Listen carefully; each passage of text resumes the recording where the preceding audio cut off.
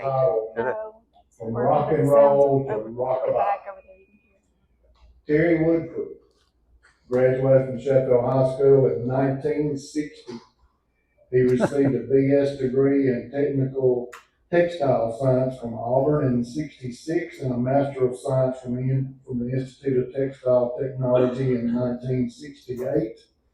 In 1998, he completed continuing education courses at Harvard Medical School. Terry was a songwriter and a recording artist for Fame Recording Studios and Publishing Company from 1963 to 1968.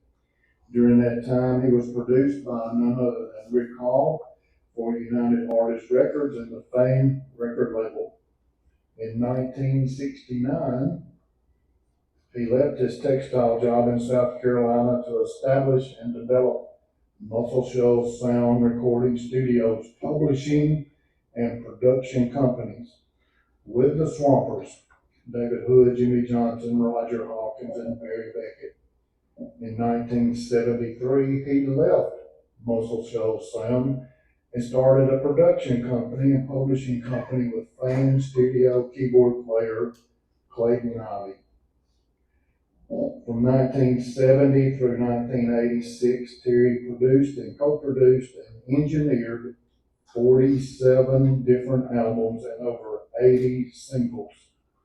In 1974, Terry and Clayton were signed as the first white exclusive record producers for Motown Records. They co-produced, wrote, and or published songs for the Temptations, the Commodores, the Supremes, and Thelma Houston's Grammy Hall of Fame record, You've Been Doing Wrong for So Long, It Just Comes Natural. In 1975, Terry co-founded the first four-year degree program in the U.S. to teach the ins and outs of the music business at the University of North Alabama. He designed a music business curriculum and taught the classes for 8 years. Many of his graduates have become successful music business leaders and songwriters. Terry served 5 years as the chairman of the first Alabama Music Hall of Fame board that raised the awareness and the money that built the current facility in Tuscumbia. He also served twice on the national chapter of the Board of Governors of the National Academy of Recording Arts and Sciences. That's the ones who award the Grammys. In 1976, Terry and Clayton left Motown and built Wishbone Recording Studio in Muscle Shoals. Later that year, they produced, wrote, and published The Angel in Your Arms by a girl trio called Hot. The million-selling 45 single held the record for being on the Billboard Hot 100 single chart longer than any other song for 13 years. The production duo also produced records or published songs for Hank Williams Jr., Barbara Mandrell, Alabama, Mac McAnally, Jimmy Buffett, Roy Orbison, John Kay of Steppenwolf, Ann Murray, Wayne Newton, Brenda Lee, and on and on and on. Transition, 1985. Helen Keller, newborn nurses under the supervision of Dr. Doss Connery tested Terry's experimental recording of traditional nursery songs with a human heartbeat rhythm and found that 94% of crying babies stopped crying in less than 2 minutes when the music was played. Let me just stop and say, Margaret, where were we? We needed that in our house. But Terry's life completely changed when he saw his therapeutic music comfort upset babies struggling for survival in the cardiac recovery unit at the University of Alabama Hospital in Birmingham. In 1987, he left the music business to spread the use of his heartbeat lullaby recordings. In 1991, he moved to Colorado Springs, Colorado, but then in 2018, he moved back to Muscle Shoals to be closer to his two daughters, Paige and Jill, and his sister Angela. For the past 38 years, the efficacy of the heartbeat lullabies has been featured in numerous newspapers and trade magazines. Terry has appeared on hundreds of talk radio, TV shows, including 700 Club, CBS News, the BBC, Worldwide Radio. He's a frequent guest speaker at medical facilities, nursing homes, and military installations. And through the years, his research-backed heartbeat lullabies has been used in thousands of hospitals and special care centers and still receive millions of streams annually to comfort crying infants, adults with Alzheimer's, and even anxious barking dogs. It is my pleasure to introduce and bring to you, will you help me welcome Sheffield's own Terry Woodford. I know what to look at that microphone. Yeah, that's nice. You can tell I wrote that intro, can't you? At least I know it got right. You know, when you come back after you've been gone for 27 years and you see the history and say, I don't remember it that way. So I guess it's just, I kidded the people over at the Alabama Music Hall of Fame. I said, I guess you have to be present to win here. I want to thank Beth Ridgway for having me have this opportunity to condense my 60 years of making music for a living into about an hour and a half. Most of the time that I've spent in the last 3 weeks has been trying to cut my speech down and just hit the highlights, of what happened. So that's probably what I'm going to do, is just hit the highlights. And do you remember before they had the cell phones, and somebody would come over to your house and you'd just been on a trip, big vacation, what'd you do? You pull out all the pictures and start showing them to them and boring them to tears, Well, anyway, I brought my pictures of my journey. And I'm going to let you just pass them around. And you'll know, even though you're looking at them, there's a little explanation. But as I give the talk, then you're going to see what the picture is. The first one on there is a drawing of a thing called a creel. And when I was in graduate school, I got a patent, or the school got the patent, on this creel thing, and it was for industrial knitting, where it would improve the efficiency of a knitting machine by 10%. And I thought I was going to get rich, so 10%, and I'd worked over at Flag Utica in Florence in the summertime in the knitting department. If any of you, some of you people are going to remember these things, some people are not old enough, but so I was pretty excited about it. And then also, I'm going to pass these other things around.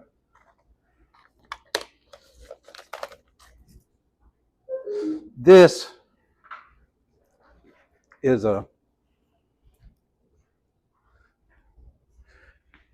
that thing went down on me, didn't it?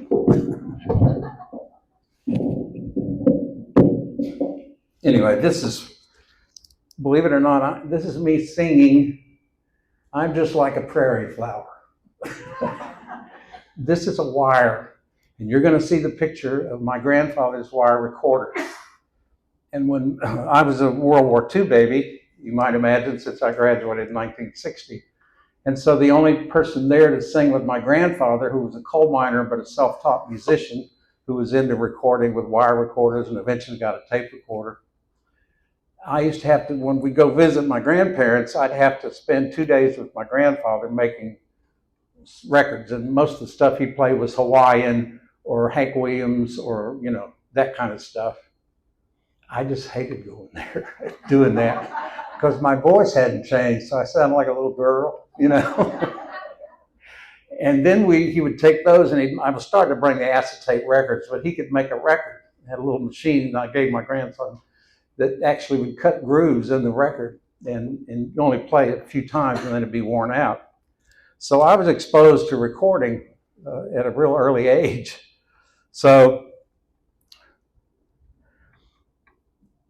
about 20 years ago, my granddaughter, when I lived in Colorado Springs, I'd bring one grandchild out at a time, focus on them for about a week, and I felt like that was the best thing to do. And I lived up in the mountains, and I had this big giant room up there, and I had gold records and platinum records and pictures of people that were famous at the time. And I couldn't wait to show my granddaughter. She was 10, and she's going to really be impressed with her granddaddy, right?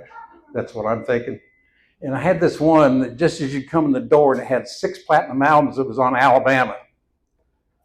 And I'm waiting for it to come in. I come in, and to give you some idea, that's the size of one, right? For those who don't know what that is, that's a vinyl album. And she looked at it and she said, "Granddaddy, I didn't know they made CDs that big." And all of a sudden I'm thinking, oh, God, I'm really old. So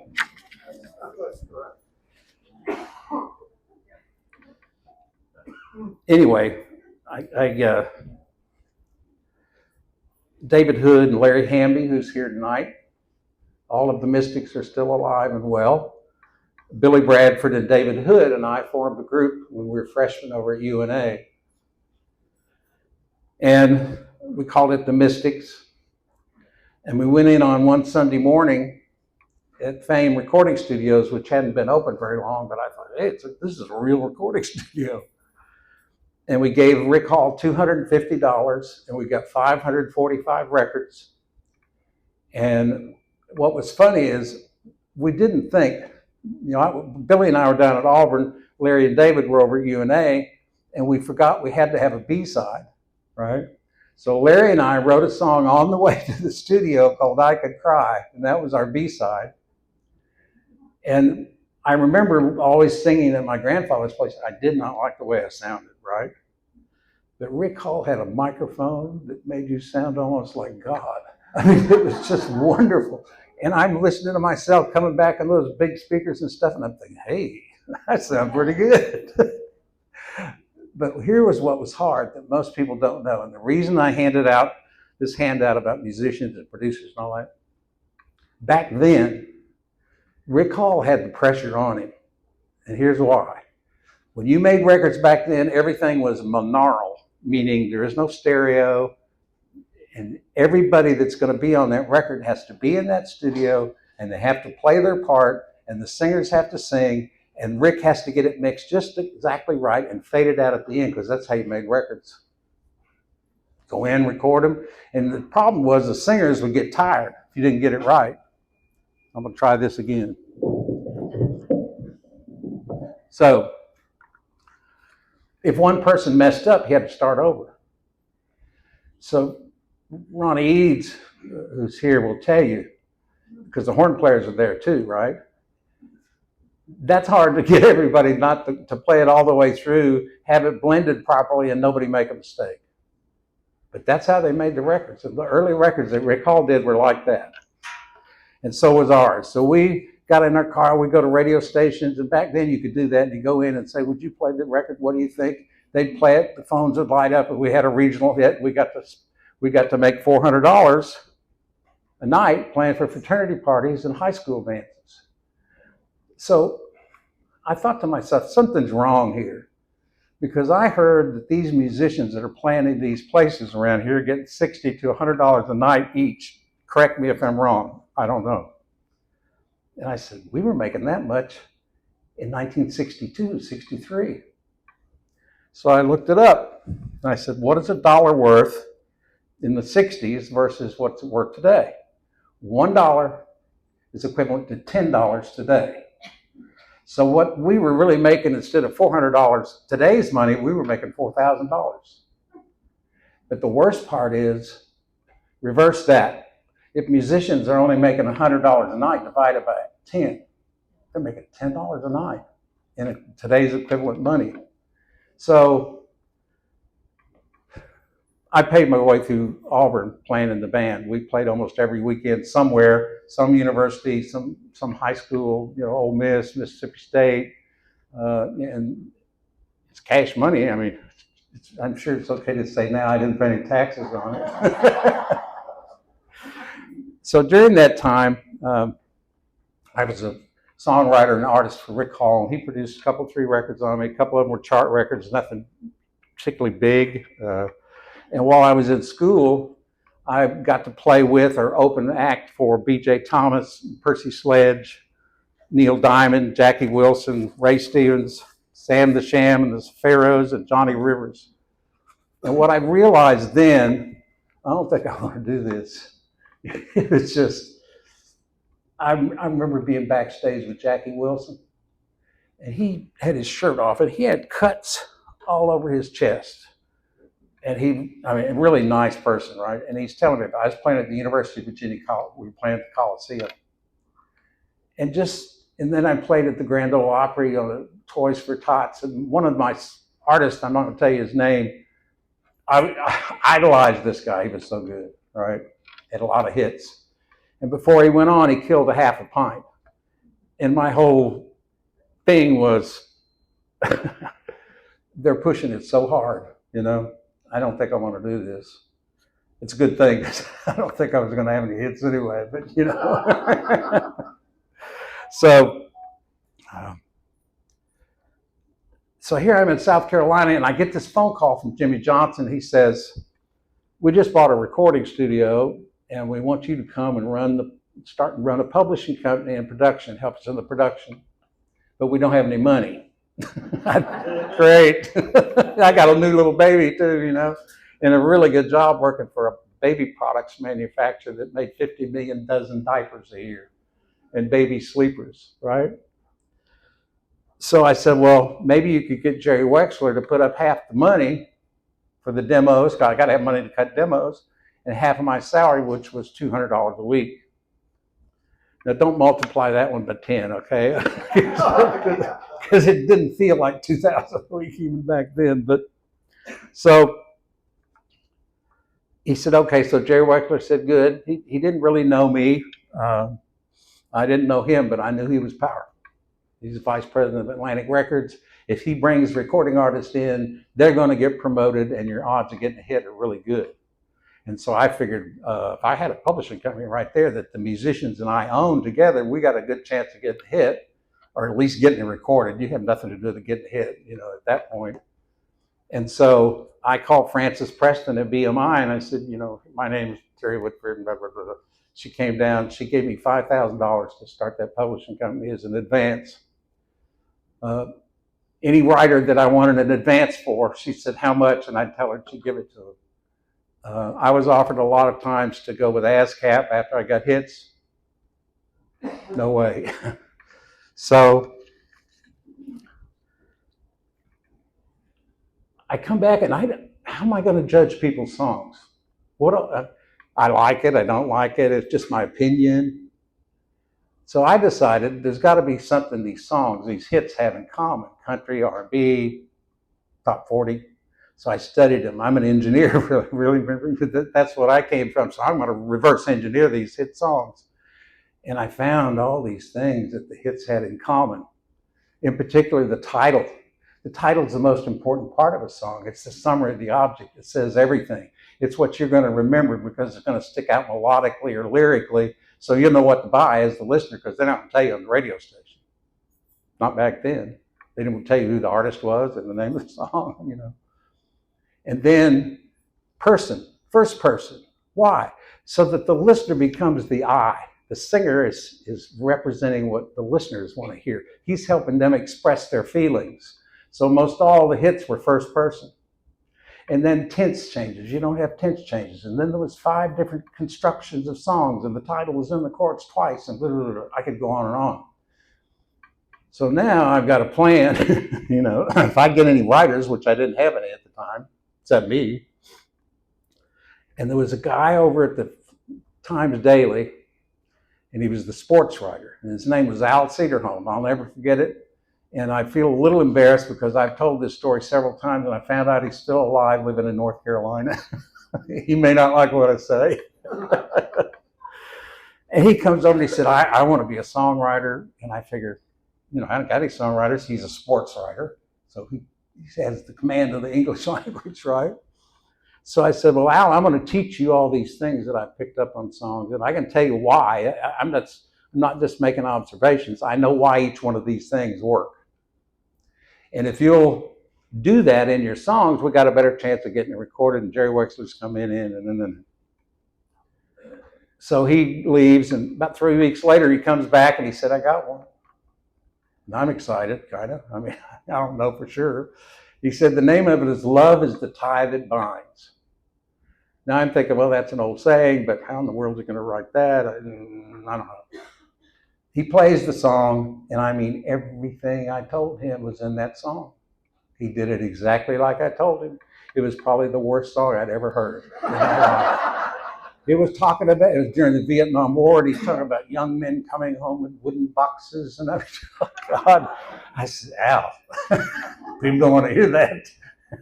I forgot to tell him, you also have to test your song by who cares. And so he said, look, you told me that if I would follow what you said, that we would have a better chance of getting our song cut. I want to play this for Jerry Wexler. And I'm going, oh, man. I had not played any songs for Jerry Wexler at this point, and he's paying half the money, and he's the power guy, right? I don't know why I let Al play that song for Jerry Wexler. I fought back many times, and I think what I thought, well, if Jerry Wexler tells him it sucks, then he'll know it sucks when I tell him it sucks, Anyway, so he goes in, we're in the front office up there, and he's playing the song, and Jerry Wexler was so nice and so cordial. He gets about halfway through the song, and he says, I'm sorry, that's not for my artist. Now, Al Cedarholm never submitted another song to me again. I think, personally, he was devastated. But the worst part was, about 5 days later, Roger Hawkins gets a phone call from Jerry Wexler. He says, I think you made a mistake. That's me, the mistake. He thinks I don't know. And I'm like, I've been working, 16 hours a day at night, trying to get this thing off the ground. And George Soule, a guy from Meridian, Mississippi, came up here, and we were writing songs together at my house till 1 or 2 in the morning. So, what could I do? Well, I got a local artist to make a picture or a drawing of this creature, and the creature had its finger up its nose. And the name of it was Pick a Winner, right? And I put the Pick a Winner stickers, which are red and black, on my tape boxes, and I was sending them all over the country, right? So a couple of weeks later, Jerry Wexler calls Roger Hawkins again. Roger, come and tell me this, right? He said, Jerry Wexler got your last 6 songs. He's cutting 4 of them. And one of them was on Lulu, who just had a big hit called To Sir With Love. George Soule and I were elated. We also thought we're going to be rich. And we did get the single, but she had there's always something to mess up a hit record. I think she had a row with the label or something. It was big in Australia. That's where she was from. And so then we got cuts on Solomon Burke and Archie Bell and the Drells and Bobby Womack and Joe Tex and Mavis Staples and Bonnie Bramlett. And so we were rolling. We were getting songs cut. And then the Rolling Stones came in. And you probably, I don't know whether you've seen those pictures yet or not, but now that was a trip. I got to tell you. In the daytime, R.B. Greaves cut Take a Letter Maria with the studio musicians, but it was just Jimmy Johnson and Larry Hamby back there and me with the Rolling Stones. And I look so straight, if you see the picture of these little wire rim glasses like John Lennon, and a sport coat and short hair. And I knew they were doing the movie. I'm going to get in this movie, right? And I figured the way to get in the movie is you stick with Mick Jagger. He's going to be in the movie for sure, whether the other ones are or not. So that's why you'll see, if you ever see some of the pictures, I'm right there back to the back. I'm not doing anything, because really what my job was is to warn them if the police were coming. I told that out in Colorado Springs and they wouldn't believe me. They said, "Oh, we know you had something to do with that." I said, "No, I didn't."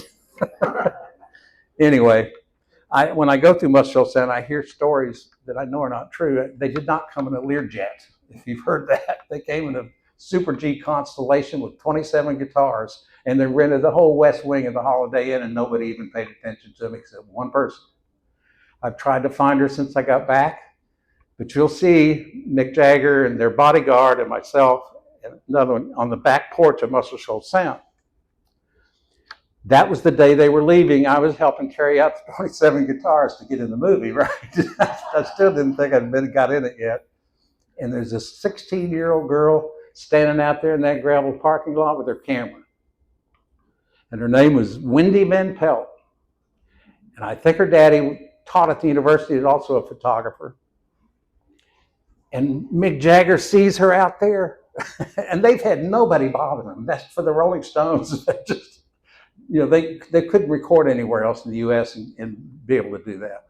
And here's this one little 16-year-old girl.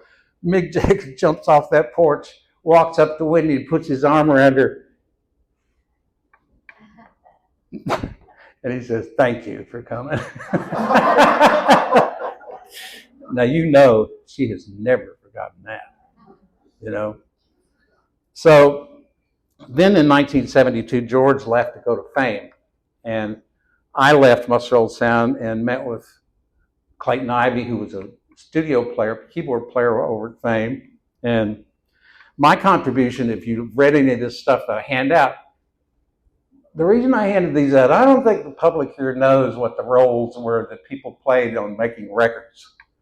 And I think one of the roles that's most important, if you noticed it, how many get royalties and how many don't. Now, if I'm going to be in the music business and I'm going to leave the textile industry, I mean, it's a good thing I did because it's dead, but is how do you make money? You make it with royalties. It's unlimited. It's based on how well you do, right? I like that idea. I could see the future for me in textiles. It might take 10 years. Of course, I thought I was going to be the president of the division in 10 years, which I would never have. But, when you're young, you're cocky. And so I realized that the way to make money, and if you'll notice, the producer does it all. He's in charge of everything, and he gets royalties. And he can be a musician. He can be an engineer. He can be one of the other roles or more than one of the other roles, and that's just all that much better because the producer doesn't have to hire him. He's it. And if he's a songwriter, that's good because he's going to make songwriting royalties on the ones he writes. If he's a publisher, that's going to be good because he's going to make the same thing that all his songwriters make, and himself. So Clayton, unbelievable keyboard player. Unbelievable how he could work with musicians. Ronnie will tell you, he's a genius keyboard player. You could give him a song and he could play it in 10 different genres, just like that, with his little number chart. That's how good he was. I'm glad he's not here. I was hoping you would be. I didn't figure you would. So we went to the bank, Central Bank, which is now a recording studio. That's kind of ironic. And we borrowed $5,000. And what we would do back then is, okay, we know where you get the money. Producers, songwriters, and publishing, right? That's where the money comes.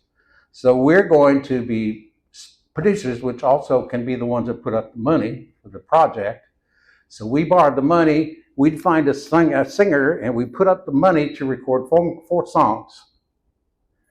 And we'd pay everybody. And then my job, the thing I brought to the production deal was I was a songwriter, I was a music publisher, I was an engineer, I was an okay singer, and more importantly, I had the company contacts, the record company contacts. They knew who I was, and I knew who they were. So I could go pitch out in California or New York, and I got to watch myself. I don't get too long on this part. So our first 10 months in 1972 money, we grossed $100,000, which would be $800,000 in today's money. And we didn't get a hit. The irony is, you don't have to get a hit. All you got to do is get a deal with a record company that's going to distribute your product. And we got one on everything we speculated on. Now, so then here comes along a guy named Reuben Howell. He was a white guy, and we've been doing R&B stuff primarily. From Picayune, Mississippi. And he could sing, right? So we speculated on Reuben. Now, at the same time, Motown moves from Detroit to Los Angeles. And they had lost the best songwriting team probably in the world is Holland, Dozier, and Holland, who wrote all the Four Tops hits, Supremes hits, produced them. I mean, they were just unbelievable. So somebody, my lawyer, who was a guy named Dave Berman, says, you ought to pitch to Motown. I think, a white artist to Motown. You know what I mean? They may have had somebody corrected me the other day and said they had some guy back, and I'm thinking, I never had pitched to Motown. They were in Detroit. I'm not going to make a trip to Detroit for one record company. I could hit them all in California or New York, right? So I called up and got an appointment, go in there, and they bought it. They leased that album. And I am just elated. You know what I mean? I got an album on Motown, and the guy is a white guy, right? So that led to something really cool. They liked what we did. And they decided they wanted us as exclusive record producers and songwriters. Now, you talk about excited. I mean, come on, the Temptations, the Commodore, these people, that's the music I grew up on. And I'm going to get a chance to produce them and write songs for them. So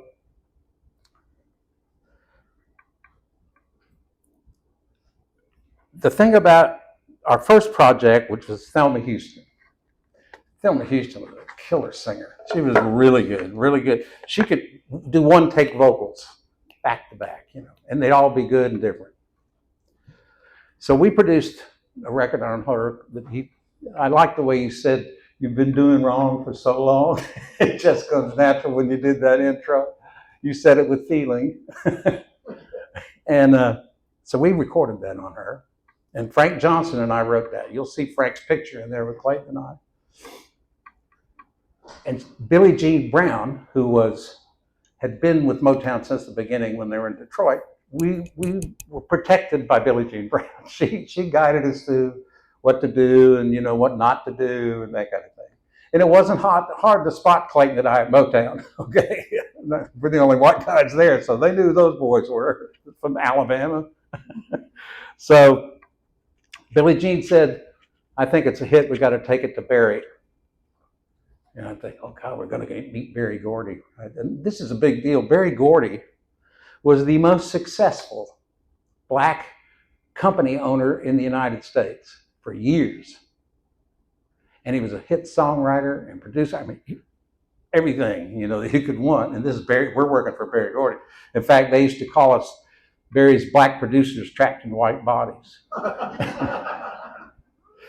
So, now, one thing else I learned about Berry Gordy was when you're in the building, meeting in the office, it's strictly serious. He and Smokey Robinson taught Clayton and I a lot of stuff in those meetings. But when you had the meetings at his house, it was a spectacle. So our first meeting was on this Thelma Houston record, and we go, and it's the one in Malibu.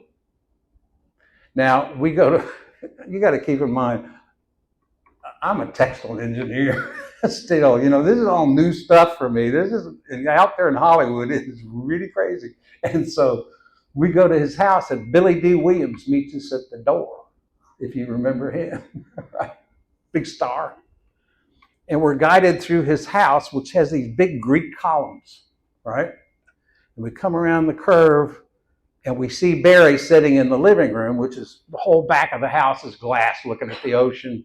And he's sitting on a throne, a real throne. And he's got these two guys beside him fanning him with these big feather-looking things, right? And I'm thinking, you don't know what to think. You just don't say a word. So, and Barry has a real high voice also, right? Oh, let's hear what you got. So Billie Jean plays the record, and he is critiquing it as it plays. And I'm thinking, oh, come on. You know, I had to critique people's songs, right? But not as it plays. I can't do this. And I'm going, but again, this guy's a hit record producer. He owns the biggest record company. And, you know, it goes on, and he pays my money. Now, one thing I forgot to tell you about, they gave us so much money in the beginning, you know, that I didn't know what to do. I'm not a business person, you know, but I did know that you could buy company cars. I told Clayton, I said, we ought to get a company car. He said, yeah. I said, well, what do you want? He said, how about a Corvette? And I said, we could look successful whether we are or not. You know, we'll buy Corvettes. So I go over here to Gene Crump Chevrolet. Now, if you notice in that picture where we're in front of Motown over there where the dentist is down, we had long hair. And Clayton had a beard by then. And I go over there, and no one would wait on me for about 20 minutes. Nobody would wait on me. You know, the long hair, but he's having fun. So finally, there was a guy that used to work at Miley Buick that my dad bought cars from, and he recognized me. He said, Terry, is that you? And I said, yep. He said, what can I do for you? I said, well, I'd like to have 2 Corvettes, hardtop convertibles, cash, and no trade-in. I said, what do you got? He said, well, I got an orange one here and a silver one on the way. I said, well, let me call Clayton and see what he wants. Clayton said he wanted a silver one, so I took the orange one. How much do you think the Corvettes were back then? Got any idea? $7,450. And I gave him $7,150 and thought I made a deal.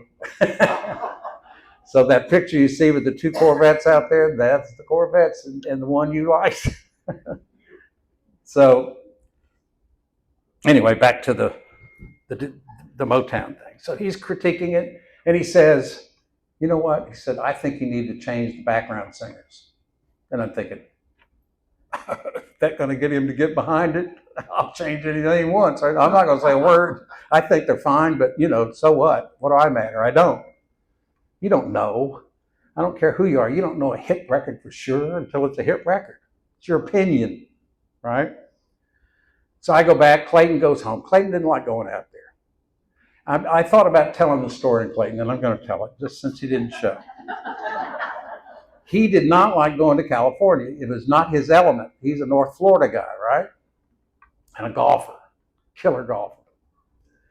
And so Clayton, I said, we've got to go out to California. He said, I can't go. He said, I'm doing a session over at Muscle Sound and Gladys Knight in the Pips. Well, what am I going to say? You know, do it. You know, okay, I'll go by myself. So I'm going, I get out at the Los Angeles airport, and I'm going down La Cienega because you could go all the way to Hollywood that way instead of taking the interstate. I see this gigantic billboard, Gladys Knight in the Pips at the Hollywood Bowl. They weren't recording muscle shows at the time. I called him up and said, oh, did you do the Gladys Knight session? Oh, yeah. Oh, no. Anyway, so anything not to be out there, he didn't like it too much. So I get the background singers. I'm having to get California background singers. I don't know anybody out there. I get the most expensive one, Gloria Jones, right? And her crew. So I go and do the thing, and then I have to remix everything. So it's time to go back to Barry's. And Billie Jean says, let me tell you something. What you're about to see, if you ever say anything about it, I'm going to tone down what she said. You will be in trouble.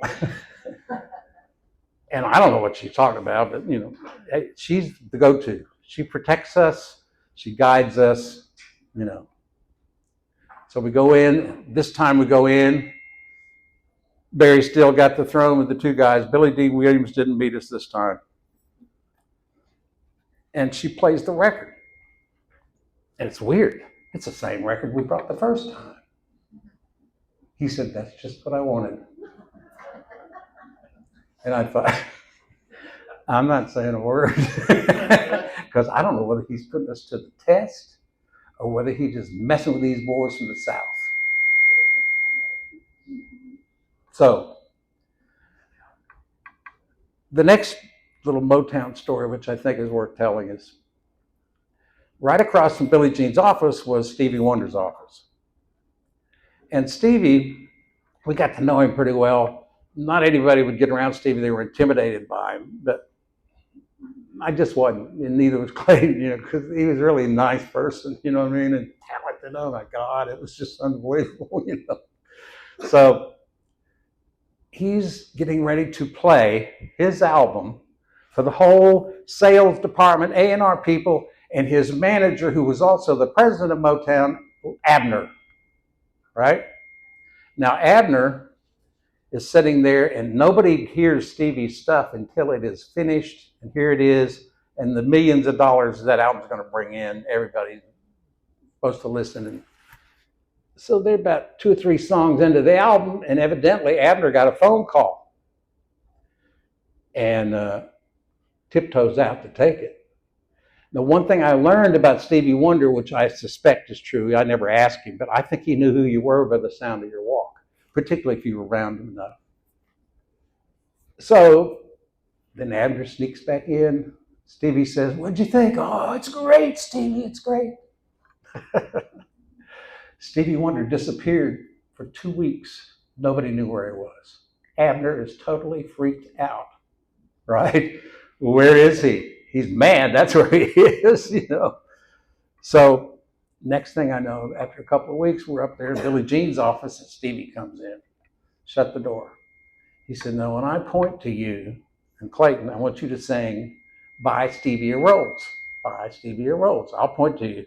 So he calls Abner on the phone. He gets him on the phone. And he's singing this song about how Abner did him wrong. And then he'd point to us and we go, "Buy Stevie a Rose." Do these more songs. And he does the whole song. And we're doing, "Buy Stevie a Rose." And then Stevie Wonder goes, pop, hangs up. Abner didn't have any idea where he was. Next morning, there's a Rolls Royce at Stevie Wonder's house.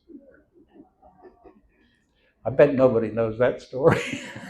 They do now, probably, if we've got it videoed. So I'm going to tell you another Berry Gordy story because it's only half of the story. I can't go into all the detail. But you talking about messing with people. He loved to do that. I knew now what to expect, anything, right? So we're in the studio with the Temptations doing vocals. We get this phone call. Berry Gordy wants you at the Bel Air house with songs for Jermaine and Diana Ross. So, we're scrambling. And I was on what I called my protest trip, because sometimes you'd be out there and they just don't have you doing anything. What a waste of time, And so I rented a Pinto, right? So we pull up to the gates of the Bel Air house. They're big iron gates, and 2 guys are out there with machine guns. That's a little intimidating, right? So we drive up the hill, and here's these Rolls Royces and all this stuff up there. And this is Red Skelton's old home. And Berry Gordy spent $3 million just remodeling it. I forget to look out over here to my right. So we go in, and everybody there from the A&R department have these, remember those little tape recorders that had little things you could push and had a little microphone on it and a speaker? They were only about $30. Everybody had one there, except us. I'm thinking, I don't need a tape recorder. This is the boss. This is the man, right? I'm going to remember everything he says. So I didn't have a tape recorder. Now, what I didn't know, which I found out later, it's not for you to remember everything he says. It's for him to know what he said if he tells you to do something different than what he told you to do in the meeting. So I learned then to take my little tape recorder. Some other things happened, which I'll skip over. And really what this thing was about, I think, was he was going to entertain Clayton and I and put us to another test. He cleared the room. Kids, all the A&R people, everybody out, and he opens up this other room, and it's this immaculate dining area for 4 people, right?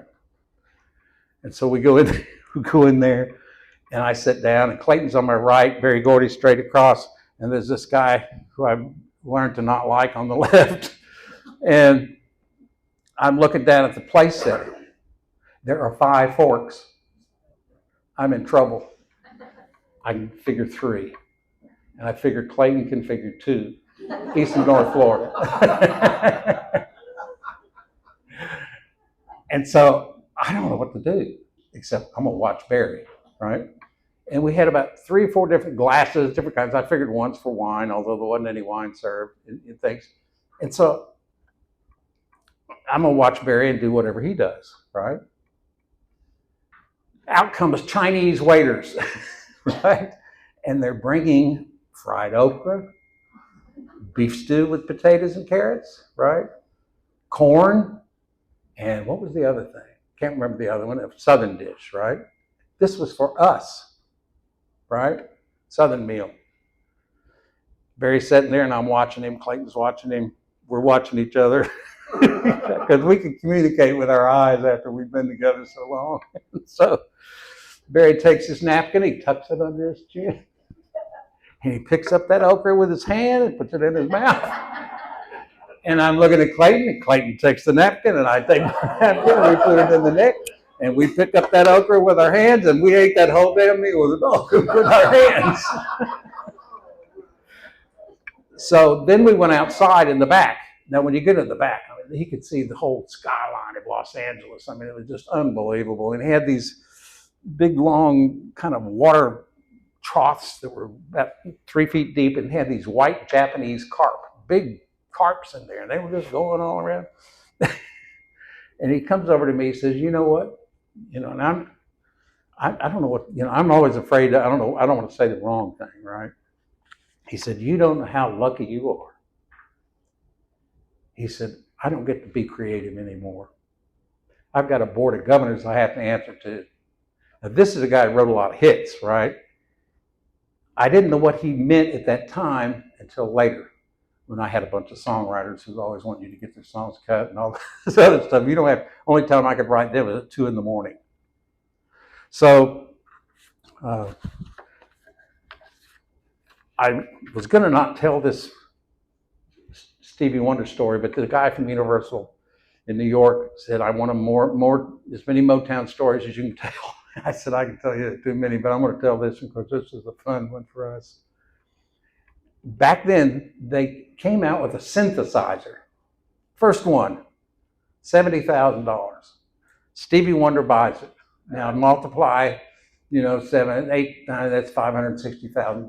Stevie Wonder, that's nothing, right? And he's in there messing with it. And had little plugs that he plugged in. I mean, it was nothing like a keyboard or all that. Just those things and make weird noises and stuff. And so I just knocked on the door. I said, could you keep it down in there? Oh, no. Right? So he heard that. He said, Woodford Ivy says, get in here now. so we go in there and he's showing us how the thing works and stuff. And he plays us a song called Mary Jane, which is, it never came out. It was no doubt a hit record. And I said, God, that's a hit record. I'm not, no hype. I'm not hyping him. He said, I'm not putting that out. I'm trying to expand my demographics. Right? Whether you know what that means. He wanted to pick up people that weren't already his fans, right? But spread out a little more in his music. So I said, Stevie, I don't know why I said it. You know how you just say things sometimes off the top of your head and you say, why did I say that? I said, Stevie, someday you're going to beg Clayton and I to produce you. Like he needed us, He didn't say a word. And so Clayton and I leave, and about 3 weeks later, we come back, coming down the hall, and he knew who we were. He knew those little footsteps. He said, Woodford Ivy, come in here now. So we go in. He said, I thought of what you said about you producing me. And I'm going, he said, and I wrote a song, especially for you and Clayton to produce for me. And I'm looking at Clayton like, just get on the album. You know what I mean? See, what most people don't know is no matter which song you had on the album, you get paid the same thing for the sales. So you don't have to have the hit single. If you get on Stevie Wonder's album, multiply it out. I mean, it's just, it's lots of money.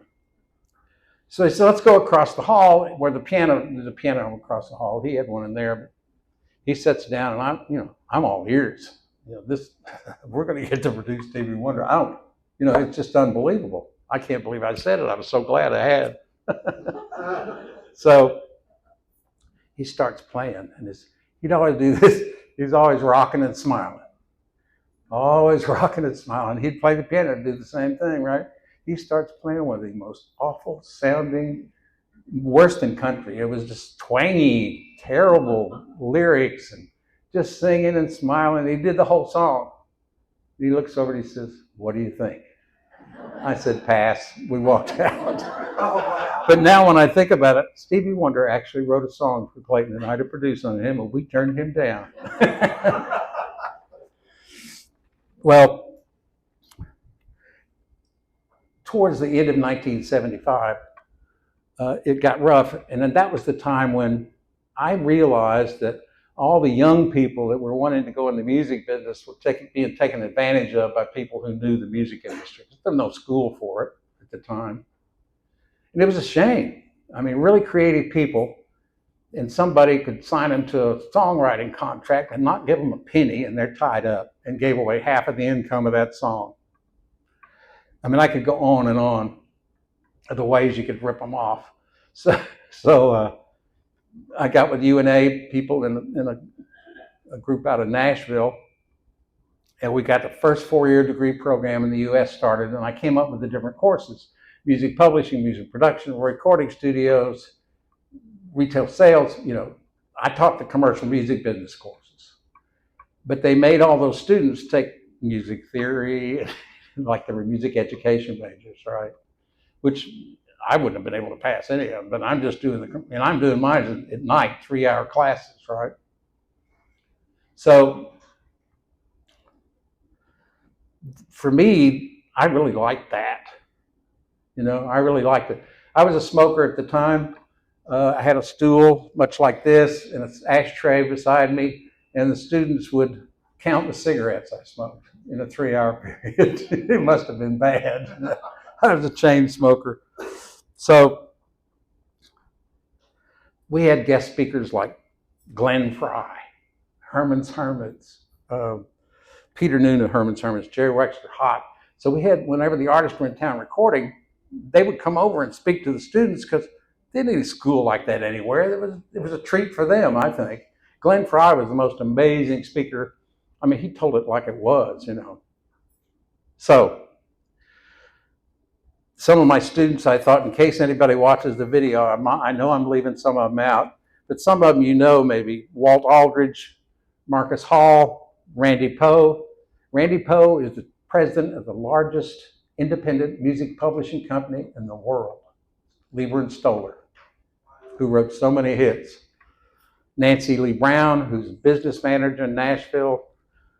John Briggs, who was the vice president of ASCAP for a long while. And where did he go? Coy Fulmer, big gospel writer. Richard Butler had a lot of hits. Marcus Hall, which is Rick Hall's son, and CEO of Fame Publishing. Eddie Martin, Martin Armour, Eddie Alexander, Milton Sledge, and Kevin Lamb, and many more. One of the most successful ones, which I get to have, if I have time at the end, I'll tell you, is a guy named Tony Edwards, who just moved up here about 6 months ago. His story is unbelievable, and he passed away just out of nowhere, Saturday. So, in 1975, late 1975, we're not getting any hit singles. We're getting on albums. We had a gold album on the Supremes, on the Temptations, 2 on the Temptations, 1 on the Commodores, and 1 on Thelma Houston. But they want hit singles, and first you got to get the single to get it to be a hit. So it's hard, and you're competing. We would cut 4 songs, and 4 other producers would cut 4 songs each, and then they would pick from the ones they want to go on the album. Now, that was a new thing for us. We're having to compete head on head, with these big-time record producers. So they decided they didn't want us anymore, but they'd give us $25,000 if we get out of our deal, which is okay with me, Multiply 25,000 times 8, right? So with that $25,000, we went to the bank again, and we decided we're going to build a recording studio. And we're going to build it. We bought this land across from the airport. We realized the airport could be a problem, but that wasn't that much activity going on there. And most of the recording went on in the evenings anyway. And we knew what time DC-9 came in, and there were 2 of them, and we'd just shut down while it's time for them. So I was just coming along Avalon, and there was this company out there that made this underground sewer pipe. right? Now, I remember over at Rick's, he had this room, and they had them out of Capitol, and they would take a cinder block room, and they'd take plaster, and they'd plaster all the walls, and they'd plaster all the angles out of the walls, and then they would put a microphone or speaker down there, and they have a microphone down there. Have you ever gone in a house that's empty, and the echo, how good it sounds, or in your bathroom shower where you got the acoustical tile? Those were called echo chambers. It's before they had electronic echo. So I'm looking at, I see this big, gigantic sewer pipe, and we don't want any parallel walls. That's why they plaster everything. If it's parallel walls, it'll cancel. The sound will cancel. So I got out of the car, I got inside of it, and I said, "Ooh, it's making echo," and the ends were open, right? I had a fraternity brother from Auburn whose daddy made underground gasoline tanks. And I called him up and I said, "What's the biggest underground gasoline tank you make?" He said, 13,000 gallons. I said, "Could you make me one and bulge out the ends, and it's going to be round?" And he said, "Sure." And it was 13 feet long and 8.5 or 9 feet in diameter. And he had and on the top we had a manhole so you could go down in there. So when we first got it in and buried it underground, because the airplanes had screwed up, so the police came out. The police had free reign of our studio at all times, and they took advantage of it when the stars came in, right? They'd always be out there for something. And so they came out and they shot their gun over that manhole, and we timed it with a stopwatch, and it echoed or decayed for 13 seconds. That is a long time. So we had a unique sound with our echo chamber. Before that, we were using David Johnson's studio at Broadway. And then we'd also made a deal when we were with Motown with Ronnie Blue. Now, Ronnie Blue had a widget. And the deal was with Ronnie is that, "Hey, Ronnie, we'll give you $1,500 a month if we can come in every day that we want after 10 o'clock at night." He wasn't recording that late, so it paid his monthly amount, right? It was hard on home life if you're going in, and you got to get musicians willing to come in if you're doing tracks and stuff for demos or whatever you're using it for. But that's how we could really speculate cheaply, because keep in mind, studio time back then in those dollars was $1 to $2 a minute, which would be today $8 to $16 a minute. Just to rewind the thing could cost you $10. It's crazy. And studio time, when you speculated, was sometimes 40 to 50% of the total cost of your album.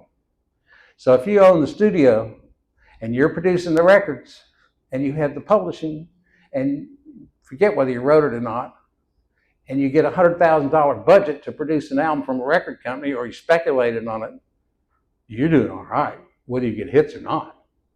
Now, you got to get a hit every once in a while, or nobody's going to hire you. But they know as well as we did, I don't know what makes them hit. Somebody up there decides to get behind it and spend the money. Because once a record got in the top 40, it cost those record companies $500,000 to get it up to the top 5. So they're not going to do it unless they really think it's a hit. So the first year, which was 1976, we rented the studio out. We didn't rent it out much. We're using it mainly for our own productions and for our songwriters, which I believe was the most important thing. You got to have hit songs to be a producer. So nobody's going to bring you hit songs from other publishing companies if you're not a hit record producer. They want hits from their songs. So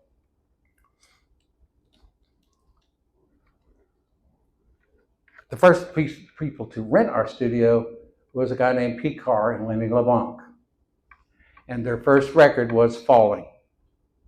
So we rented it out. The first year, we got a hit. Then Clayton and I found, through a guy named Ed Sherman out in California, a girl trio, and they called them Hot. And it was Juanita Curell and Kathy Carson and Gwen Owens. Now, we knew Gwen Owens because we'd produced some stuff for her before. And we recorded a song that Clayton and I and Tommy Brasfield wrote called The Angel in Your Arms. And like he told you in the intro, that held the record for being in the top 100 longer than any other single for 13 years. It was on the charts for over 6 months. Back then, they never lasted more than 3 months, and then it's on to the next record, right? So then, 8 years later, Barbara Mandrell recorded it country. So by that time, it became what was called a million performance song. And a million performance song, if you're with BMI, which I was a BMI writer, and they're the ones that collect the money from the radio stations and pay you. It's if you played that single back to back, 24 hours a day for 7.5 years, that's a million performances. That's something. That's a lot. So you also make more money per play after it becomes a million performance.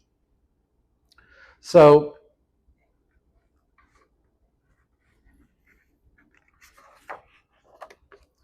then, and it's about, this needs to be told because I've heard 5 different versions of how McAnally was discovered.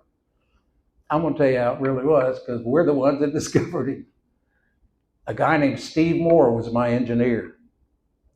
And Steve Moore pestered me for 3 months. He said, there's this kid from Mississippi and he's just really good. I'm too busy. I mean, come on, we're making hits.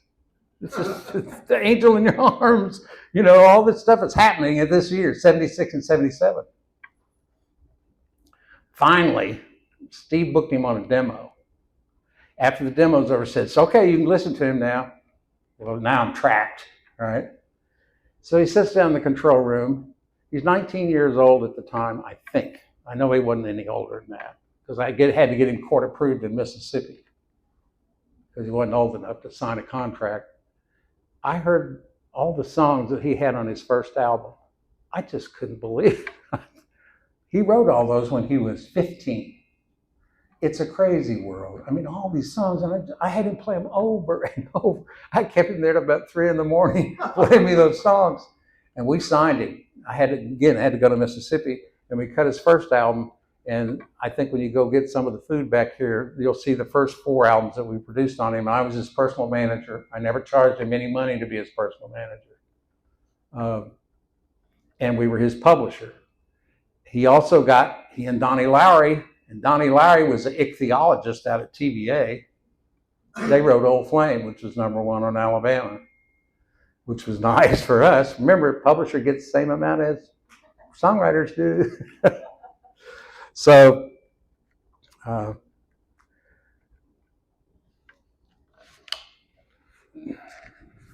then we did another one that I think is worth telling the story on. I'm staying on music too long, maybe. We had a chance to produce Wayne Newton. Now, I figured the odds of getting a hit on Wayne Newton are not too good because he's Mr. Las Vegas. He was the king of Las Vegas. And so one time I'm out in Los Angeles and his manager, who was named Jay Stream, who was an independent, at one time he owned 6 banks and he owned the Cessna dealership in San Luis Obispo and that was his manager. They never had a contract. Wayne had approached him to be his manager because they had Arabian horses in common. So Jay Stream says, meet me in San Luis Obispo. We're going to fly over to Las Vegas and meet with Wayne about something. So, okay. Now, Cessna is the only jet at the time that you didn't have to have a co-pilot. There's a co-pilot seat, which I got to sit in, right? But you don't have to have one. And of course, he was an older guy. That kind of worried me a little bit, I don't know why, but it just, it was also sitting a little intimidating, sitting in the front of a jet. It was quite a thrill. And he says, now, we're getting ready to go over a place that we're not supposed to go over. Don't be worried if these fighter jets come up. Keep in mind now, this is show business. These people are absolutely crazy, in my opinion, a lot of them. And so I'm thinking, he shuts the radio off on the plane. He's going over Area 51 to get to Las Vegas. And I didn't see any fighter jets come up. He seemed to think they knew him. I don't know. And as we're coming into Las Vegas, you see these airplanes coming up this way. So, and then he has this limo meet us at the airport, and we go in, and he tells me the story of how Wayne Newton became the king of Las Vegas. And Wayne approached him, and his brother was his manager at the time, and he said, would you manage me? And Jay Stream said, if you'll lose 30 pounds in 1 month, because he was heavy at the time. And he said, and he was going to go bankrupt, Wayne Newton. He said, no, you're not. He said, I'm going to give you an allowance of $500 a week. And if you'll do that, I'll manage you. And then what they did is they would put on a show every year for all the taxi cab drivers and their family, a meal show and him performing. And so if you were in Las Vegas and you asked a taxi driver, what's the best show in Las Vegas? What are they going to tell you? It's probably because it's the only one they saw. But even not, they saw it for free, and he did that. Eventually, some of the other artists caught on to what he was doing, but that's how he became the king. He sold out every show, and he was the most professional artist I ever worked with. He came in and did 12 vocals in one day. Nobody did that. He'd rehearse them, of course, but anyway, so he was fun. And then came the 80s.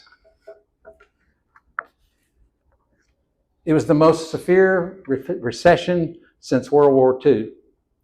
The prime interest rate went up to 21.5%, and if you're on floating interest, you're in a lot of trouble. And we had floating interest on our recording studio, and so interest rates were running around 25%. Can you imagine what that did to your payments? And in 1981, we had a fire. And the fire burned the office section, but it got smoke damage in the control room, and we were out of commission for over a year. However, the songwriter advances continued on, and my expenses continued on. Everything continued on except the income. We had no income except from our music publishing. So Jimmy Johnson sent over 2 employees to help clean the equipment for no charge. He's the only one. In 1982, Alabama's unemployment was 10.9%, third worst in the United States. And we get the studio finished and we're ready, except nobody's signing new artists anymore. They're getting rid of all the artists who don't sell at least 100,000 copies. So we got this brand new, really cool studio, but no point in speculating, they're not signing them. So at the same time, and I'm going to straighten this one out too, do you remember Knight's desk at the Times Daily? Ben Knight, and he wrote this article. None of you old enough. It was a really popular article, a column he wrote. And Ben had also won, I don't know what they win in newspapers, but the Phoenix City story, if anybody remembers that, what a terrible place that was, and gambling down there and on and on and on. Then he got whatever you get for those kind of things. And he had been noticing how many artists were from Alabama. And he approached Lola Scobie and he said, there ought to be an Alabama Music Hall of Fame. We've got so many. He ratted off the Temptations and all these different ones, and Nat King Cole and Hank Williams, and And so he approached her about it. At that same time, I was appointed the chairman of the Alabama Music Hall of Fame, and Lola was hired as the executive director. We raised money with Miller Beer, McDonald's. Every time you bought a can of Miller Beer, money go to the Alabama Music Hall of Fame. Same thing on McDonald's around the state. Randy Owen and I would get on the plane and would go try to make people aware of it. The Alabama Music Hall of Fame. And you'll see that picture of me with George Wallace and Bobby Denton. If it weren't for Bobby Denton, it wouldn't be out there. He was that pro having it done, and he knew what he was doing, I guess. Politics. Ooh. I met in George Wallace's bedroom, and there's 3 or 4 of us, and he's there with the bar. He had a bar because he'd already been wounded, paralyzed at that time. And he was so sophisticated in telling us he wasn't too interested in the Alabama Music Hall of Fame at the time. But when we had the first induction banquet in 1985, he was there. I had to escort his wife. I remember that. I didn't like it because she didn't have a bodyguard with her. But in the music business, you get used to bodyguards, by the way. Most of those artists have them. You better be friends with them. That's how you communicate sometimes with the artist. And the Commodores got around George Wallace and sang to him, and it was just, who's the big country artist that George Jones was married to for a while? Tammy Wynette, "Stand by Your Man," and so he got behind the Alabama Music Hall of Fame, or he gave his blessing, I should say. We did it with the Birmingham Music Club, which was a real sophisticated kind of thing in Birmingham, where people are really into music.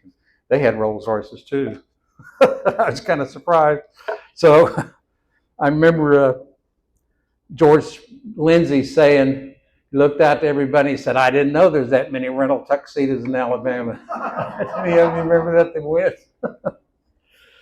But then I co-produced 47 albums and 11 or 80 singles, which is equivalent to about 600 singles. And there was an arts festival in 1984, which somebody might remember. It was Parisians. And they put on this art festival in Huntsville, and they asked me to be a judge for the music thing. And of course, I was going to be in with other music educators. I don't know why they asked me, but I'll do it. So I go over there, and they have this person signed to me to show me around Huntsville, which is kind of funny, but I mean, like I need to be shown around Huntsville. But she said that we need something for kids. She was a daycare recreational therapist that's not so condescending. These little tiki piano things and all that. Well, at the time, I didn't say this, okay? But I'm thinking, I'm a big-time record producer. I don't produce songs for children. I didn't say it, but I'm thinking, is she kidding me? She doesn't know. She doesn't get it. But I came back and I started thinking about it, and it was October. And in October 1984, nothing's going on. The artists are out doing shows and stuff. And so I thought, well, it might be fun to do a Christmas album. Everybody wants to have a Christmas hit. So we did 5 or 6 songs, Jingle Bells, and we did them real hip sounding. And we had the background singers singing on it, Cindy and Marie and the different ones. And we had one side that didn't have singers, it just had the tracks, and we had one side the singers, and that hadn't been done at that time, where you could just have a music track. Sent it out to the daycares in Alabama, and we got back 100% response. And the part that was so cool is they would say in little 2-inch high letters, "Thank you, Mr. Woodford, we want more music." People behind the scenes don't get much attention. They just don't. The artists get all the attention. So I thought, well, what am I going to do for my kids now? It's like it made me feel so good. And I thought, well, nap time. So I'm not going to reinvent the wheel. I'll just record "Rockabye Baby" and "Mary Had a Little Lamb," typical songs that have been around 200 or 300 years. But if I do that, and Jimmy Johnson and Rick Hall and them find out, they think he's on the way out. He's making lullaby recordings. He's really in trouble, which I probably was. And it became a technical challenge. I'm trying to record this heartbeat. And the thing is such low frequencies because I got to do something to be cool. So I'm going to record where a baby lays its head on a mama, right? And I'm going to make that the drums. And lullabies don't have percussion. They don't have drums on them, right? But mine's going to have a human heartbeat as the drums. And I couldn't get it. I realized it had to be in tempo, and the heart doesn't beat in tempo. So we had to record it one beat at a time. And then space it, beat, space it. Then we'd overdub because by that time we had multi-track recorders, which means you could record one instrument at a time. The singer could do it different. You could take 3 months to make an album, which we did sometimes because you had separate control. And the tape at that time, instead of a monaural tape, was that size. And it cost $200 a reel. And if you multiply that times the 8, it's $1,600 a reel. So I got 5 songs. I had the singers holding little dolls. And the singers, I'm going to tell this. I kept contemplating, do I want to tell this or not? Back in the day, and it's still that way, I would assume, is the American Federation of Television and Radio Artists, AFTRA. If you go on TV, you have to be a member of AFTRA. If you sing on records, you have to be a member of AFTRA. I was a member of AFTRA. I used to sing on commercials for Budweiser, and you remember that one, "When You Say Budweiser, you said it." That one, and American Dairy Association.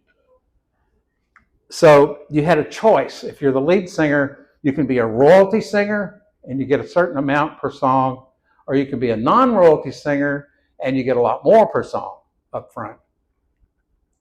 Every one of the singers on my music chose to get bigger money up front. Too bad. I mean, I would have done the same thing, to tell you the truth. But I'm sure that a lot of them are probably kicking themselves now, you know. So they had to sing straight. I don't want to hear your identity. I want to hear this sing straight, so mamas can sing along with you, right? So Dr. Canaroo started using it in his office just to see what it was like. He had 5 songs then. And he got such a good response, he said, let's test it in the newborn nursery.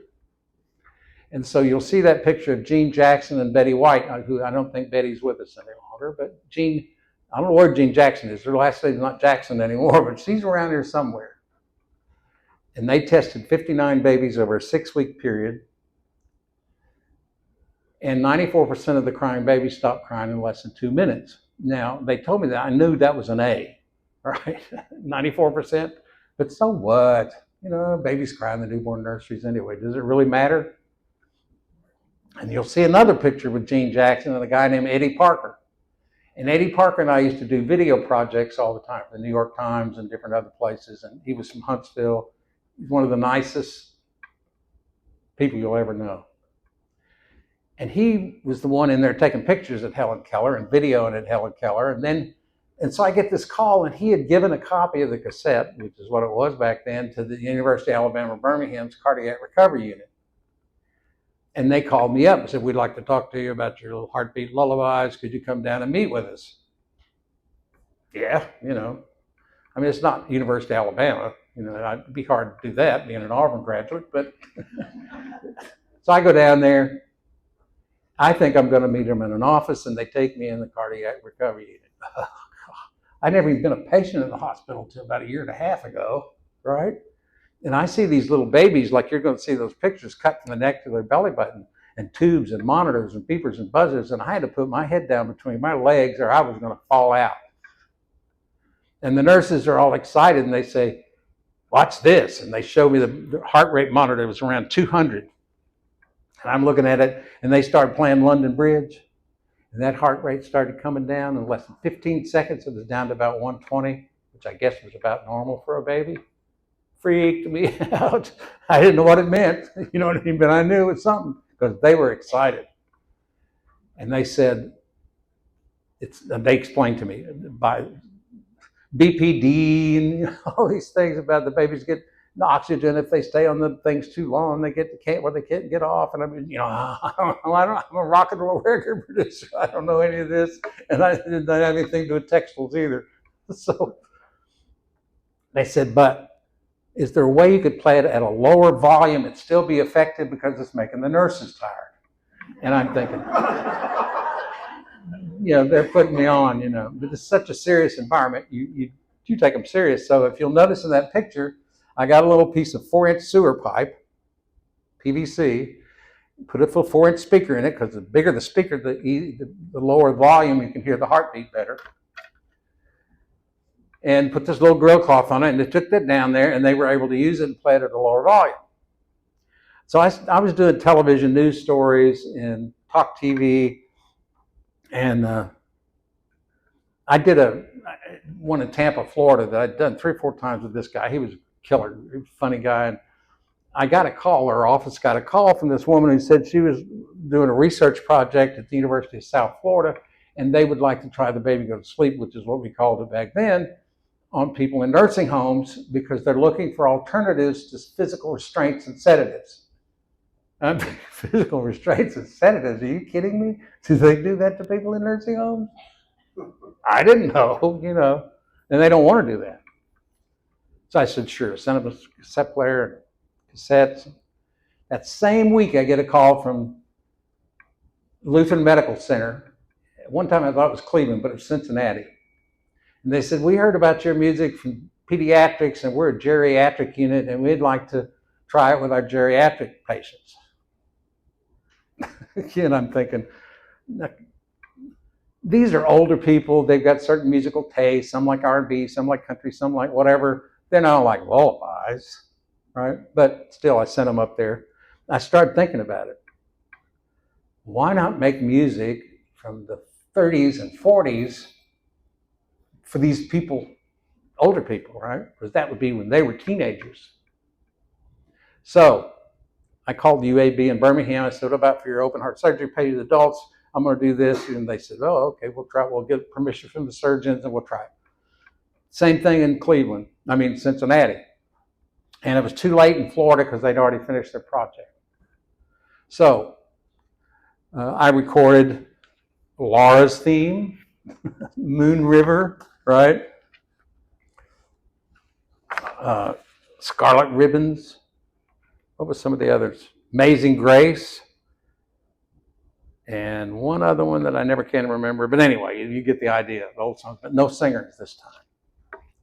I'm just going to have instrumental with the human heartbeat. I got it down now. I've worked on this stuff. I know how to do it. So I sent it out, and I waited. Sent it up in Cincinnati. Sent it to UAB, and I knew the people at UAB, so I'm going to call them first. I waited 3 months. I mean, come on. How can this thing miss anyway? Everything's the same, just different songs. No singers. So the head nurse at UAB says, I'm sorry, but we can't use your adult version. And I'm thinking, either they did something wrong or the surgeons wouldn't let them. I said, well, what's the problem? She said, well, you've spent a lot of time here, which I had. I'd gone back and forth there and observed the babies and adding songs, to where I got 10. And she said, we bring the patient, says, as you know, right after the surgery, we got them laying there, we got the boombox playing, but a lot of times the anesthetic will wear off before the paralyzation does. So they're laying there and they can see and they can hear, but they can't feel anything and they can't move, and on comes Amazing Grace. They think they're dying. It doesn't look like heaven. She said their heart rate goes up. She said, we can't take a chance. And I am so embarrassed. I mean, I didn't even think, But I'm not going to give up that easy. So I called Cincinnati and I said, well, how's it going?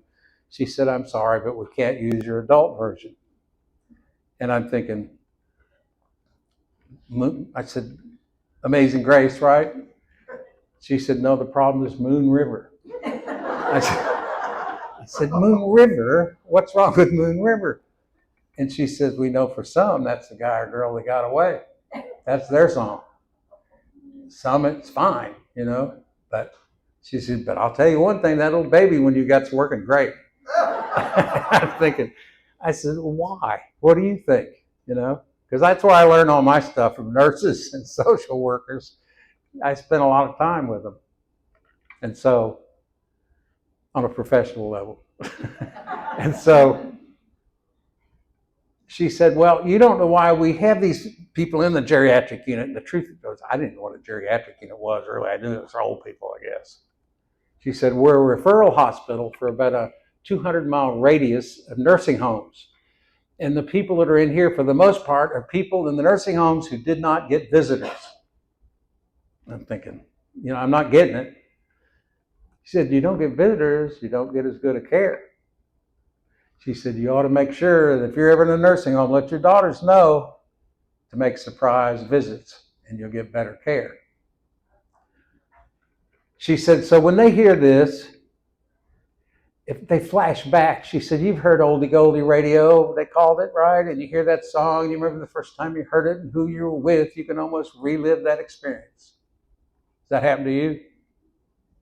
She said, when they heard these, they were either being calmed or they were calming their children, grandchildren, or they're being calmed by their mama, their grandmama, and they flash back to those songs and they feel safe and they feel secure and they feel loved. And they smile.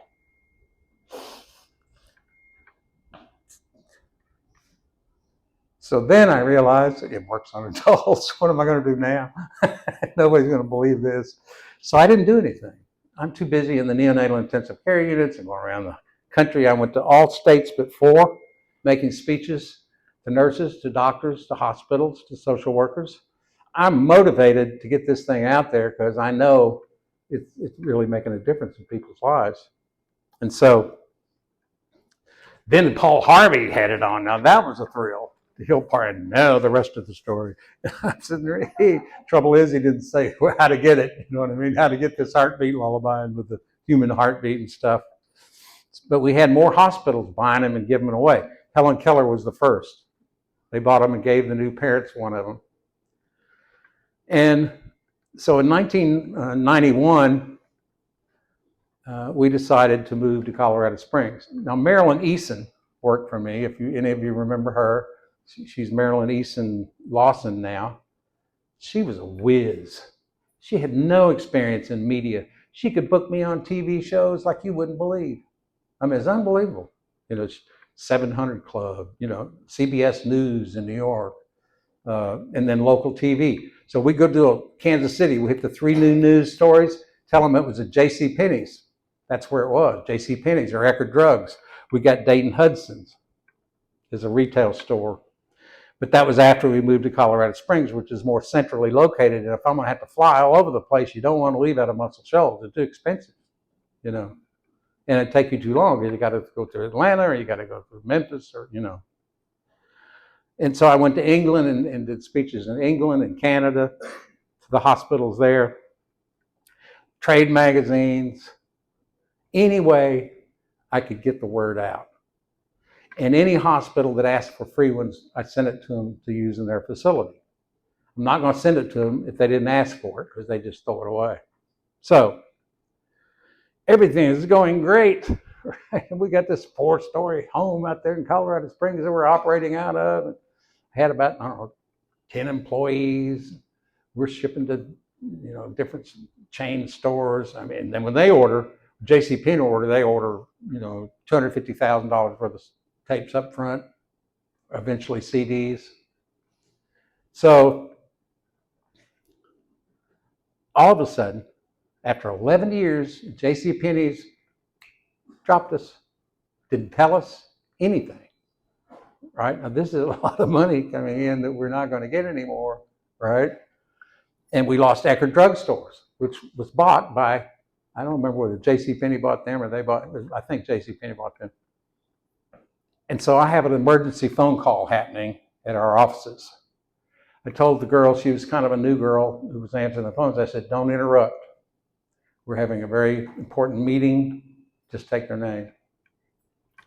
So we're sitting there, and 5 minutes into the meeting, the girl says, well, I know I'm not supposed to interrupt you, but this woman said she's from the Pentagon. And I said,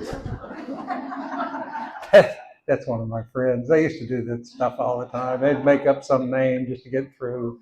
You know, and one of the Rolling Stones called me one time, right? So I said, well, you tell the Pentagon, I'll call them back. So the meeting goes on for about 2 or 3 hours, and the truth is, we didn't come up with anything. I don't know how to replace the amount of money we were selling to them. And I decided to call the Pentagon back. I don't recognize the number. And the guy answered the Pentagon. I almost fell out of my chair. I said, oh my God, they must want me to do all my family's military, but me, right? Maybe they want me to be a spy. I mean, I don't know. I mean, those things go through your mind. And she said, he said, let me transfer to Army Community Service. I get over there and she said, we heard about your music from the Air Force. And she said, you had sent it to this woman outside, I can't remember the Air Force base up in Northern California. They'd asked us to send them to her, and she was an at-risk mother for abuse. And anyway, so we heard about it. Could you quote us on $50,000? I said, God. Now, to be cool, I said, well, let me get back with you. And I'm thinking, I could have quoted her just like that, but I hadn't, I didn't want to look too excited. We're in trouble, right? And this call comes in. We got an order for $50,000 from the Army. She set us up with Army Community. It's called A something anyway, where you have to be a approved vendor. Then we got an order from the Air Force. Eventually got an order from the Navy, the Coast Guard. And I'm thinking, the heck with JCPenney's?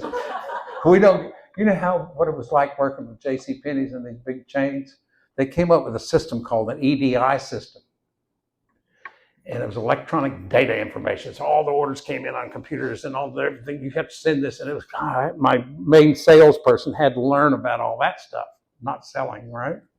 And we sold the Focus on the Family, the Christian version, and Aid Association for Lutherans, which I think they call it something else now. So I started making speeches to military installations. Now that was a trip. You know? I went to Hawaii and did it. That was too bad. And spoke at the University of Hawaii while I was there, and then got back on my cruise ship and came back, you know. But for the most part, except for the Air Force Base out in, I'm trying to think of where they shoot up all the missiles. What's the name of it? All of a sudden my mind's gone blank. It's what? No, not Edwards. It's the other one on the coast where they shoot all the missiles all the time. I'll think of it in a minute. Vandenberg. Yes, Vandenberg. So I'm driving along to go out to Vandenberg to make my little talk. And you're coming down the coast, and there's the gate. I go to the gate, and these two guys come out with a machine gun. This is a Barry Gordy story, right? Where do you think you're going? I said, I'm going to make a talk. They said, not through these gates. And all of a sudden, I realized this is a pretty well-guarded place. You go on up, he said, and I go in there. I wasn't allowed to go in. I had to go to this room, give my driver's license. And they came and got me and kept somebody with me the whole time. And this is before 9/11, right? And I spoke to the doctors there, and I spoke to the new parent support programs who were really buying them. And what they found out was, you see, crying is the primary trigger for infant abuse. Over 95% of the babies that are battered or hurt is because they couldn't stop the crying. This music stops the crying sometimes in 5 seconds. Look on the Baby Go to Sleep website, and you'll see them on TV news, stop crying in 5 seconds. And I'm thinking, I'm always thinking these babies are not going to do it, but they do every time when you're on the news stories, you know. So then I started thinking, well, maybe I should write a little book, right? And so I write this little book called You Don't Have to Let Your Baby Cry. And why did I say that? Because I was a baby when Dr. Spock was around, who screwed up our generation. He told everybody to let your baby cry, to sleep, right? What about these mamas and daddies that aren't getting sleep? And the more sleep deprived they are, the stupider choices they make, right? And so I studied this stuff. Every time a new use came for it, I'd study it. I'm self-employed. I can do what I want, right? And it dawned on me what happened. And Dr. Richard Ferber came out and screwed up the next generation by doing a watered-down version of Dr. Spock. Let them cry, but if they cry for too long, go get them. That was his thing. And it dawned on me what happened. It's World War II. After World War II, the women had been in the workforce in America, and these corporations said, hey, the women are doing better than the men in a lot of these positions. And the women liked having their own money and having their own job. However, when the men come back and they have babies, who's going to get up with the baby? The woman. That's a woman's job. Of course, they're both without sleep. So Spock comes up, says, well, if you let them cry, eventually they're going to adopt their favorite go-to-sleep place and position, whether they like it or not. You got a favorite position when you go to sleep? Have to be in it to go to sleep? I do. I won't tell you what it is. It's on my left side. And, surely you do. So does the baby. They get this favorite go-to-sleep place and position, and what is it usually if you continue to hold the baby and rock them completely to sleep? It's you. You are the favorite go-to-sleep place and position. If they wake up in the night and you're not there, it's wah, come and get me. That's what I noticed. So I said, okay, what you do here then is you rock the baby. It's okay. Do not let them go to sleep in your arms. Get that baby in that bed while they're awake. And that music is going to help make that transition from you to the bed. If they start crying as soon as you put them in that bed, keep your hand on them. You know, if they get way out of hand, pick them back up again. Calm them down, but get them in the bed awake. it won't be long to where they don't want you to rock them. They want to get in their bed and go to sleep. This works. It would probably work without the music, but I didn't tell people that. The music does help a lot, calming them down. And so I would see people using white noise machines. They still do. They've been doing it for 60 years. Right? What is that? That's high frequency dissonant sound, and it masks the startle sounds in the environment. If you and I were sitting in a room and it was completely quiet, right? And somebody dropped a pin, it could be startling because it's the relative noise in the room relative to the sound that's being made. And it has to be 35 dB difference in volume. All that may not mean anything, but I can tell you right now, I knew it was a problem is when I was a kid, I lived up north until I was in the 7th grade.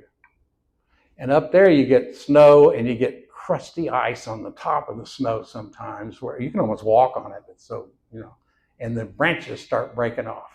And when you're a kid, the boogeyman is out there walking around. You can hear him, and then you can't go to sleep. So my dad would bring in a window fan. This is winter time. And he'd turn on the window fan, which is high-speed metronized white noise. Now, what's wrong with that? I still have one. You become where you can't go to sleep without it. You know why? You will hear every little sound. When I go on the trips to do the TV shows and all the speeches and all that, I'd turn the television on a station that was off the air, turn it up because you see the snow and the gotta have it. I can't sleep or I'll wake up a lot of times in the middle of the night. That's something you shouldn't train a baby to have that problem. So, the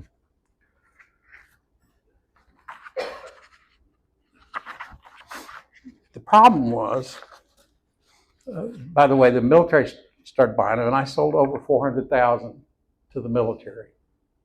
And they liked the book idea. The nurses, I'd go speak with the new parent support team people. And then there was a research project done at Akron Children's Hospital where they were planning for the extremely premature babies, and they came out 11 days faster out of the neonatal unit. At that time, it was $3,000 a day to keep a baby in one of the neonatal unit. I have no idea what it is today. Then they did research to follow up at Cleveland Clinic, Metro Health in Cleveland. And I think they came up with 6 days, or I don't know. But here's what they used, which I thought was cool. It was called the Z-Box. And what it was, and this was like in the 80s, right? This was an MP3 player built in. And so it was standardized. It was going to be the same volume, everything's the same. Then later, in the early days, I came up with this mattress with this antibacterial fabric, and inside this mattress is what's called a low-frequency driver, and the babies could feel the heartbeat just like they're laying on the mama, and they could hear the music in the mattress because the foam in the mattress act like a cone of a speaker, and they could hear it, but it didn't go into the isolate or into the incubator. So that way, it was more realistic to the babies, which was cool, except that wasn't good because you can't, if you take a baby off that and you want to put it on another baby, you got to sterilize it and do that whole bit, right? It is antibacterial, but so what? It's real strict in the neonatal intensive care unit. So I came up with this that I had made in Japan, and all you have to do with this one is set it on the mattress and it'll do the same thing. Cause the mattress to vibrate and that. So this was the book. The reason I brought the book is the first book had a crying baby on the front. I don't know whether you can see it or not. And my daughter, she said, that is really awful. You need to put a sleeping baby on there. And I said, but this is the problem, the crying baby. And then inside was a CD, but this was a special CD. It also had a video of all the ways you take care of a baby, and then it had the audio music as well. So we were the first ones to do one where it was a combination video audio. Stopped doing that because they didn't seem to care about it that much. So But then we did the other book with the sleeping baby. So then, this has been going on for a few years now. I'm still out in Colorado Springs. I started getting phone calls. My grandbaby CD put our dog to sleep. I'm thinking, come on. These are people that dress their dogs up in little clothes. I know they are. I don't know why we get feedback, too. And so I didn't pay attention. I was nice to them, you know. But then it got intense. And people started calling them, trainers said, well, we had this hurt dog, and we were able to keep the dog calm by playing this CD. And, you know, so I wrote an article for the American Boarding Kennels Association. And I told them, I've been getting these calls. I said, I'll send you the CDs, just test them for me and let me know what you think. So I took the baby CD, I put paper label on it. I'm not taking this too serious. And I put a little picture of a dog on there, and I called it Canine Lullabies, research done on human babies first. I thought that was funny. All the dog lovers, people would get a kick out of it, I thought. So they tested it, and I get back, I think it was over 100 kennels that said 90-something% of the dogs stopped barking, reduced diarrhea in the kennels, and, you know, I'm going, why would they lie? Nothing in it for them, you know. But I still could have a hard, you know why I couldn't hardly believe it? I couldn't explain it. And that was a big deal, because on the baby one, I get it. I really feel like God intervened on this, but I can't go out and say that, or people think they won't pay any attention to me. That was a mistake. Because if I saw those babies coming in that cardiac unit, I said, I didn't do that. And the angel in your arms this morning is going to be the devil in someone else's arms tonight did not save any marriages. And so this was my way. That's why I was so motivated to do what I felt like God wanted me to do. Now, the other reason I had trouble with the dogs, I said, does God really care about these dogs like the babies? I'm spending time on the babies, you know? So anyway, I made up some with real packaging. It was awful packaging, because it also calmed some chimpanzees out in Honolulu in the zoo. And so we had a chimpanzee and a baby and a dog on the same package. I mean, you know, I don't know what I'm doing. I don't have any peers. That was the other thing that was so weird. You don't have any peers, you know. And so I get a call from the local. We had 2 humane societies in Colorado Springs, the No Kill and the Kill. The other ones didn't call themselves Kill, but that's what they were. And so I get a call. I sent them out to all the vets and the 2 humane societies and so forth. And I get a call from the No Kill shelter, and they said, we would like to talk to you about your canine lullabies. And she said, we would like some for Denver and some other locations, and how much are they? I said, well, they're free to you if you're just using them in your shelter. That's what I did with the hospitals for the babies. We'll do it for the dogs, right? So I said, how many do you need? And she said, 8. I'm not sure how to turn that down. Maybe, is it coming out of here or is it over here? Let me try to turn this a little and see what happens. All right. So I said, would you like them hand delivered? She called the 800 number. She had no idea they're only a mile and a half away. I'm sure she was surprised it was going to be hand delivered, you know. I'd never been to a humane society or shelter before. And I go in there and I'm going to tell her about the UAB story. And she says, these are my babies. She said, do you want to see it work? It's 2 in the afternoon. Yeah, I'd like to see it work. So we go in there. And if you've never been in one, which probably most of you have, I guess I was just one that hadn't, you're walking down the aisle, the dogs start jumping up and down, right, and barking and stuff, and I'm kind of freaked out, to tell you the truth. And they had this boom box down in the corner on a table, and she said, watch this, and she turns on, here comes on London Bridge, first song. Every one of those dogs laid down in their cages. And I'm going, I said, let it keep playing and let me walk back down the aisle, because I figured as soon as I walk back down the aisle, they'll all start jumping again. Not one dog paid attention to me. Now, I didn't know how important that was, except those dogs are going to be a lot more adoptable. And then a lot less having kennel cough and things that I found out later as I visited humane societies and shelters around the country. They're being used in over 3,500 shelters now. And locally in Florence, both of those shelters, and I gave one to Colbert County, I don't know whether they've got it yet or not, but a couple, 3 weeks ago. They didn't ask for it, but they wouldn't know to ask, you know. So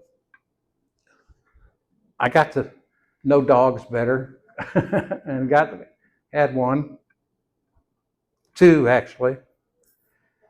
And then, I know I'm running a little late, I get this call from Dorothy Gargus Foote. Do you know Dorothy Gargus Foote? And she said, I heard about Heartbeat Lullaby. She said, I got a student over here at the University of Alabama, Huntsville, and he might like to use it with Alzheimer's patients. Now, I remember at Cincinnati geriatric unit, and I told her about that. In the meantime, my grandmother died of Alzheimer's, my aunt, my uncle, a lot of people in my family, right? So I sent her the CDs, sent her the Christian version too. Most hospitals would never use the Christian version at all. It's just the traditional lullaby version. And the military sure weren't going to buy them, except one time did. I was thrilled. That's Lenny LeBlanc singing on most of those. And so they played it twice a week for 30 minutes for 6 weeks. It dramatically decreased their demented behavior and increased their cognitive abilities. And I'm thinking, better study Alzheimer's. I got to figure out what's going on here. Although a lot of it was pretty easy for me because I knew in the geriatric units, they're relating to it and their long-term memory is better. And they're sitting in there with 60% of them don't get any visitors in an assisted living or in a memory care unit. And I'd visit the memory care units.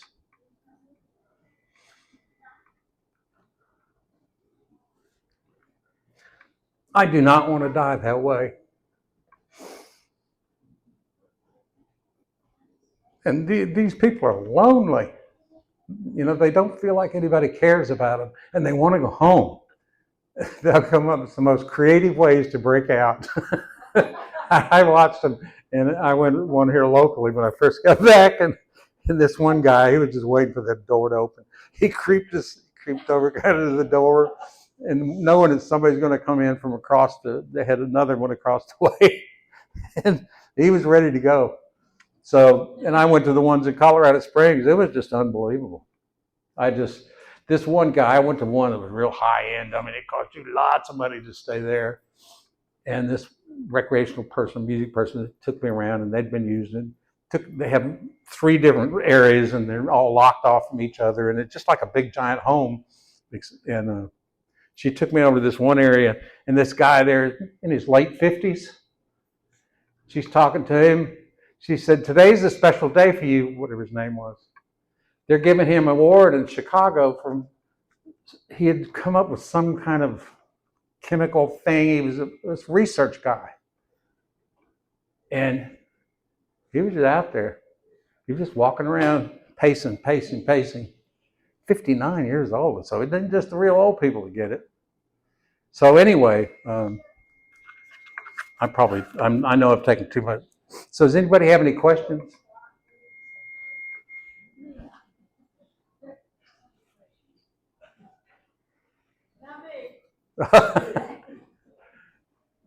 Any questions at all? Here's your chance. Ronnie?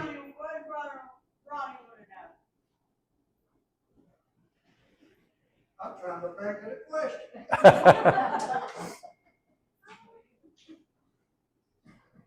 Oh, by the way, the military don't order them anymore. You know why? technology can be a killer sometimes, can't it? People don't have CD players hardly anymore. I got nothing physical to sell them. So they stream. A lot of them stream. So we get a lot of streaming. I have no idea how to increase the streaming. I just know they do. And we get millions of streams every year on the dog one and on the baby one. Keep streaming. And the nice part about streaming for us, me, in reality, is my songs are all public domain. So I don't have to pay any songwriters or publisher royalties. All of the singers decided they wanted more money up front, so I don't have to pay any singers. I'm the producer, and I'm the record label. I get all the streaming royalties. Not that much, it's less than a penny a stream, but still it adds up, you know. And the nice part is, hopefully I've set up a little fund to where they'll stream, as long as they stream. It only costs about $400 or $500 a year to keep the streaming stores going. So when I die, then we'll keep that streaming going, if at all possible. Yeah. Ron, if you thought of the question.